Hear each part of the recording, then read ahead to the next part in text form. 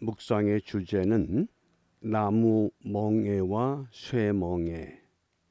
읽어야 할 말씀은 예레미야 28장 13절 말씀입니다.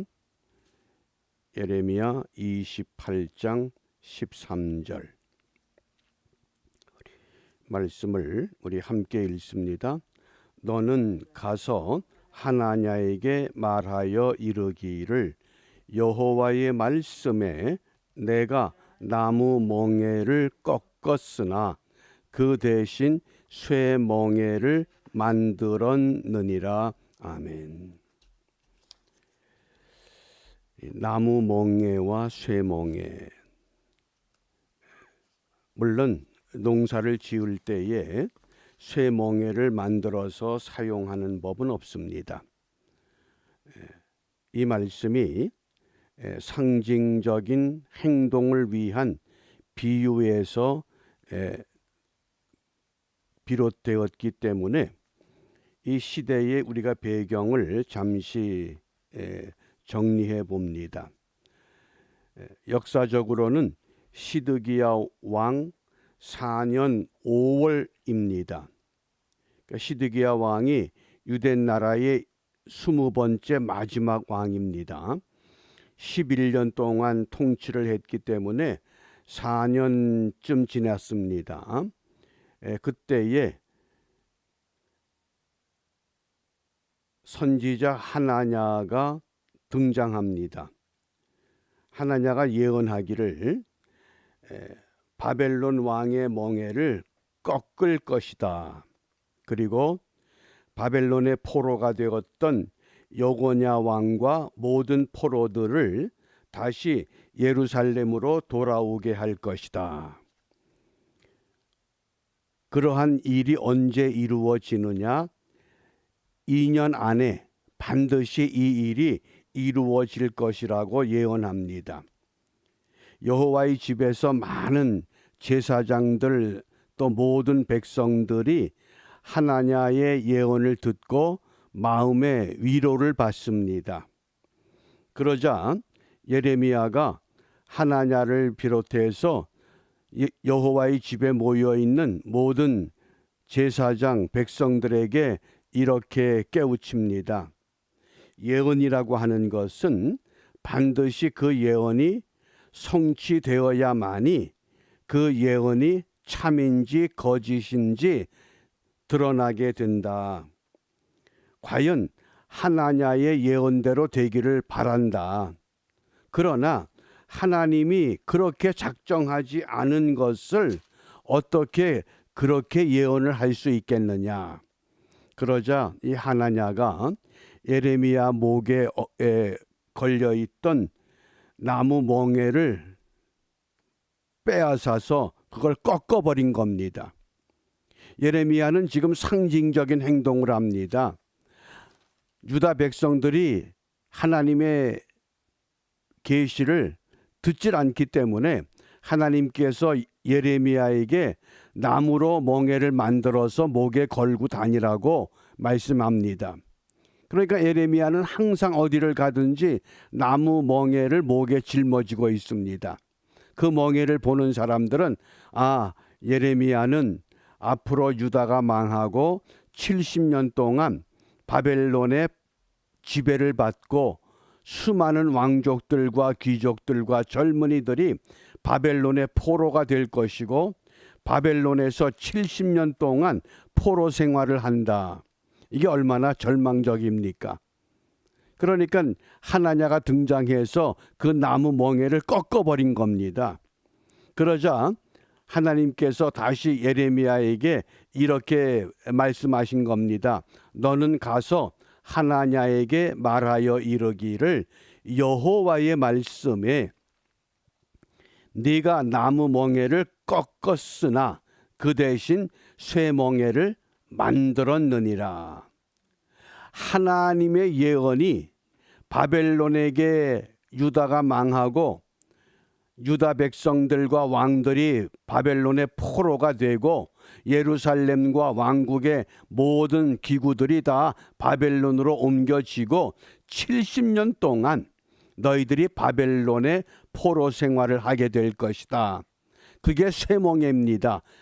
무슨 뜻이냐 하면 결코 하나님의 예언은 변함이 없다고 분명하게 보여주신 겁니다.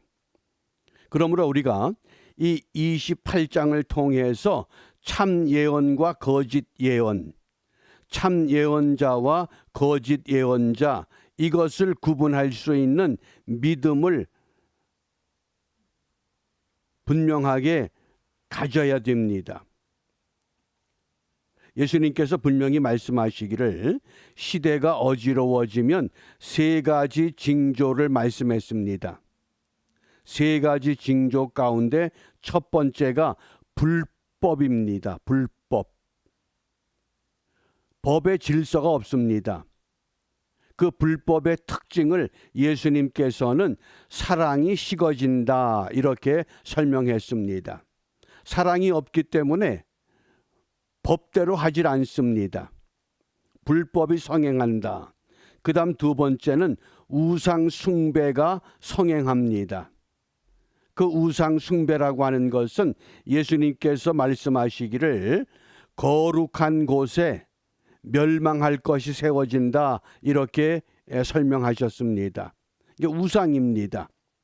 하나님보다는 우상이 더 득세하는 그런 시절, 그것이 이 혼돈의 시대의 특징입니다.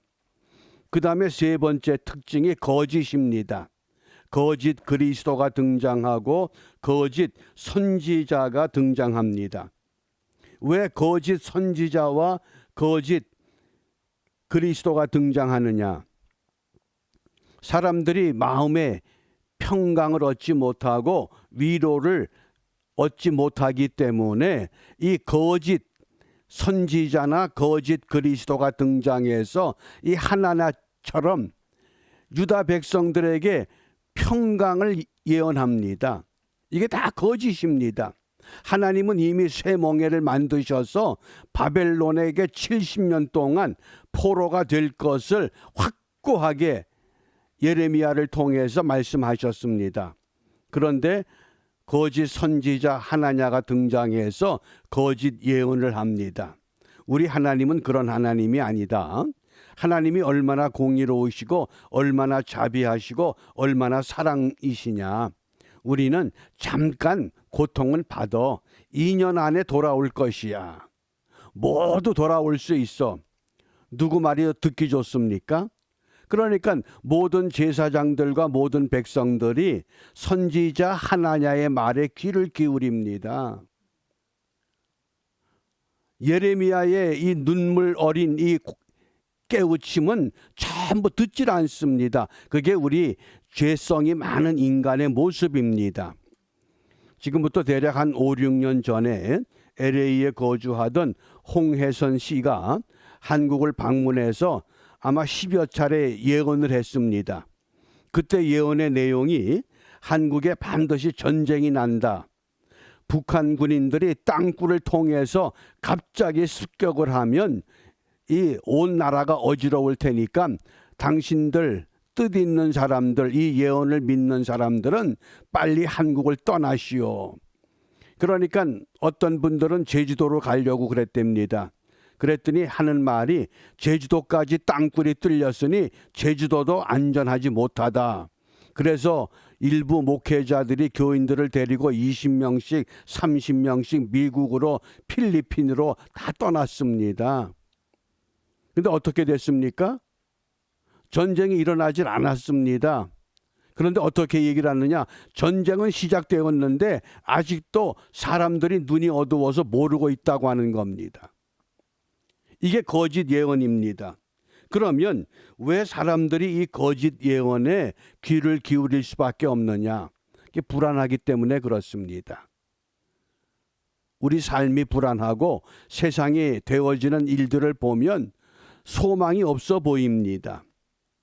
그렇기 때문에 오늘 이 예레미야 선지자를 통해서 거짓 예언이 왜 우리에게 나타나느냐, 거짓 예언이 나타나는 이유를 이렇게 말씀합니다.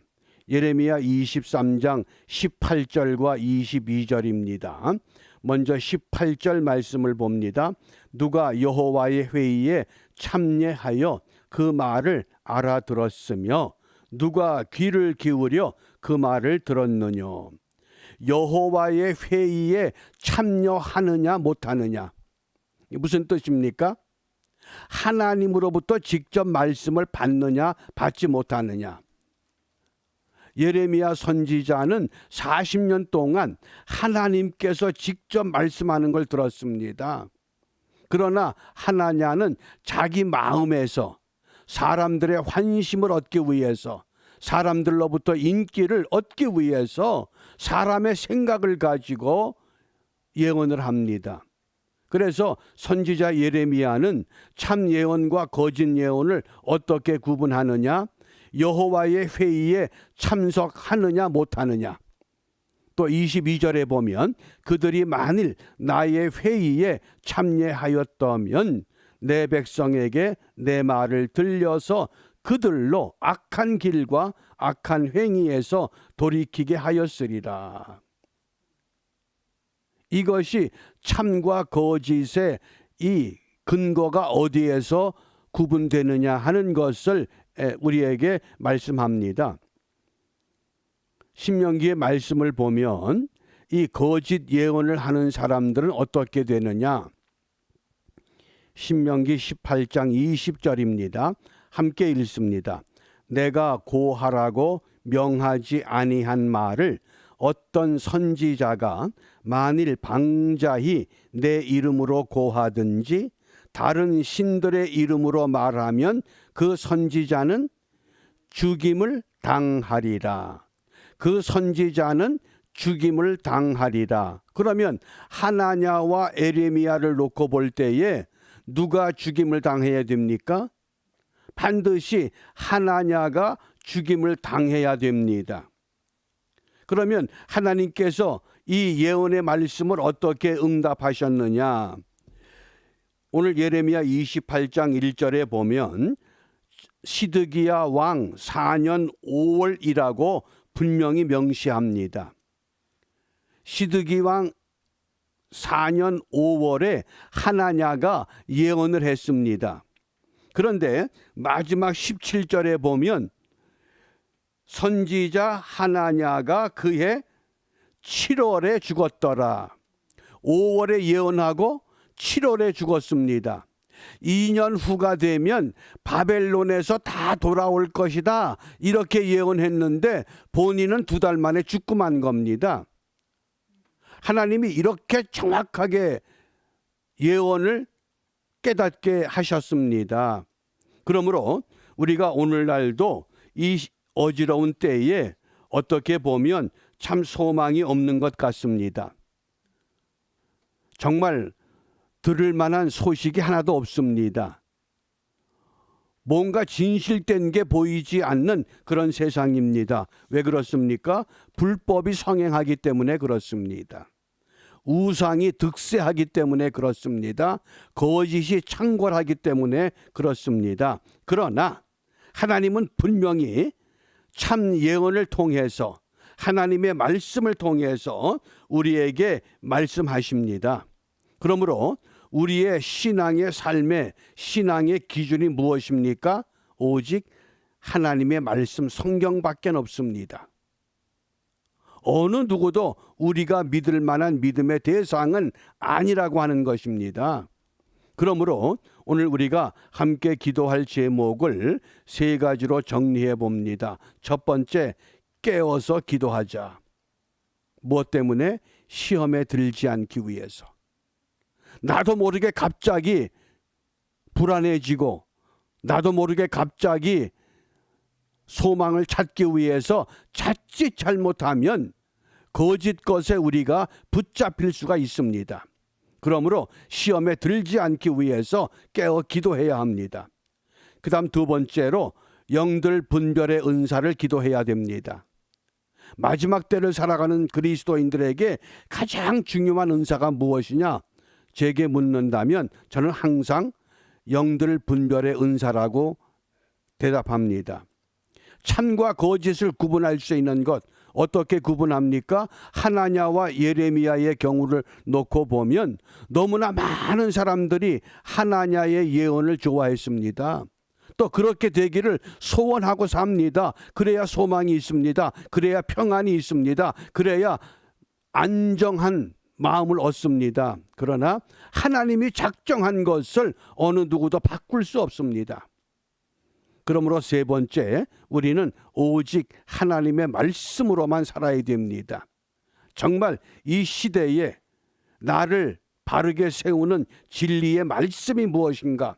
우리가 그것을 붙잡고 오늘 이 4월의 마지막 주간에 첫 번째 월요일 4월 26일 이 한날에 우리가 이제까지 지내온 모든 신앙생활, 이제까지 우리가 살아왔던 모든 삶의 발자취, 이것들을 우리가 말씀 가운데 바르게 정리해서 우리가 하나냐 편에 설 것인가 예레미야 편에 설 것인가, 바라기는 우리 모든 성도들이 이 나무 멍에에 집착하지 말고 하나님께서 만드신 새 멍에, 분명히 하나님이 작정하신 것이 있습니다. 우리가 그것을 깨달아서 하나님의 백성으로, 하나님의 교회로 아름답게 세워지고 온전하게 우리의 삶을 바르게 세워나가는 일에 성공하는 우리 모두가 되시기를 주님의 이름으로 축복하며 부탁합니다. 기도합니다.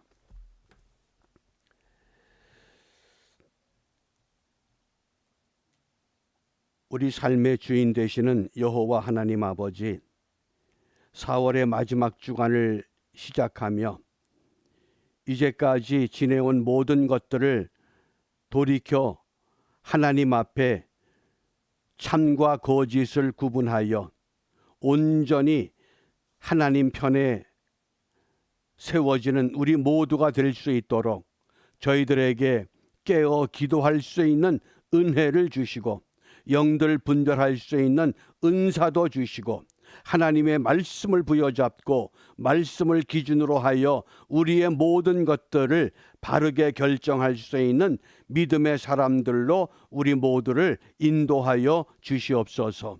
이와 같은 은혜가 반드시 이 땅에서 아름답게 열매가 되기를 원하여 주님께서 가르쳐 주신 기도로 함께 기도합니다. 하늘에 계신 우리 아버지, 아버지의 이름을 거룩하게 하시며 아버지의 나라가 오게 하시며 아버지의 뜻이 하늘에서와 같이 땅에서도 이루어지게 하소서. 오늘 우리에게 일용할 양식을 주시고 우리가 우리에게 잘못한 사람을 용서하여 준 것 같이 우리 죄를 용서하여 주시고 우리를 시험에 빠지지 않게 하시고 악에서 구하소서. 나라와 권능과 영광이 영원히 아버지의 것입니다. 아멘.